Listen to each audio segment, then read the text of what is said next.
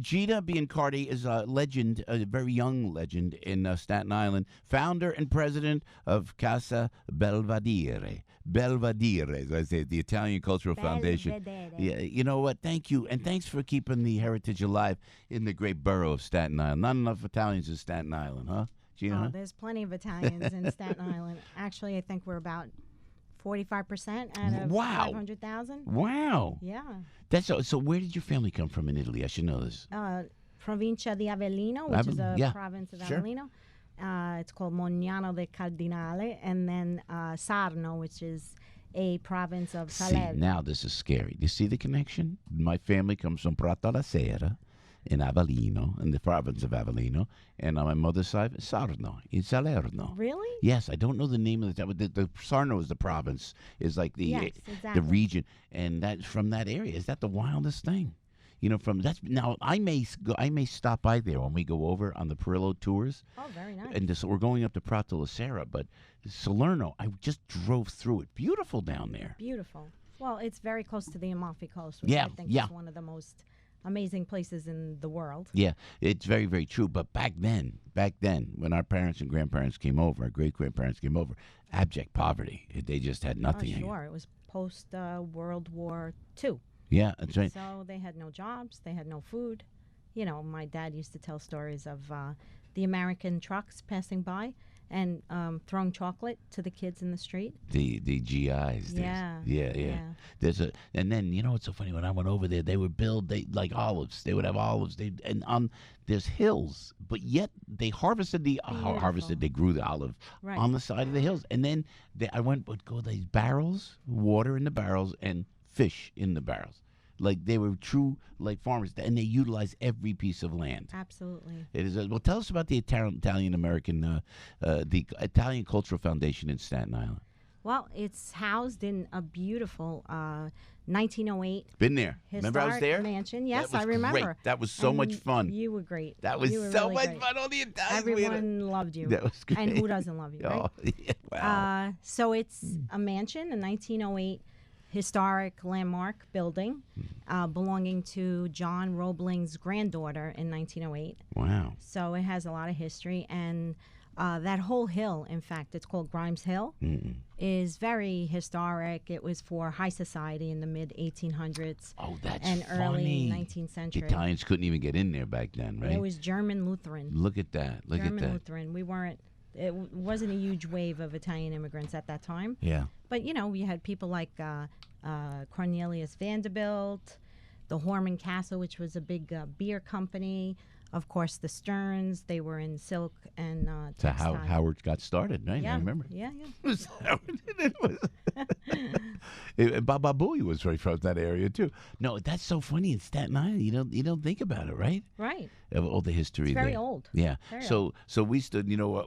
I affiliate myself with the Columbus Citizens Foundation in Manhattan, Of which course. is great. Love them, too. And Angelo Vivolo does a great job. Oh, he's over there. fantastic. We fought the fight, and the National Italian American Foundation. I know. And when Johnny Viola ran Yes, he's that a was good friend. oh, Johnny's the best. He's a good so, friend. but when the statue was coming down, I know it was hard for non-Italians to understand. Particularly, and is Mayor De Blasio an Italian? The way he reacted, I don't know that he is. But for them, the politicians, and Governor Cuomo, they didn't understand what it meant to us. That's the statue. It wasn't a statue. Symbolizes the struggle, the Italian American struggle.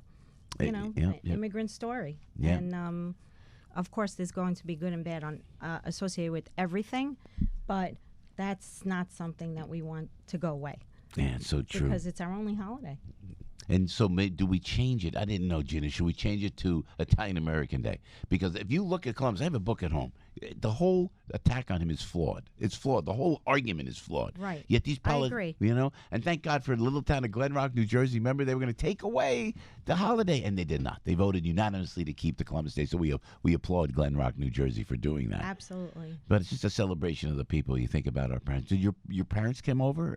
In 1960, so I'm first generation. Yeah. Yeah, I think I spoke Italian. Yeah. I did speak Italian before I spoke English, but dialect, Neapolitan dialect. But did your parents or did your parents tell you got to learn English? Am I No. right?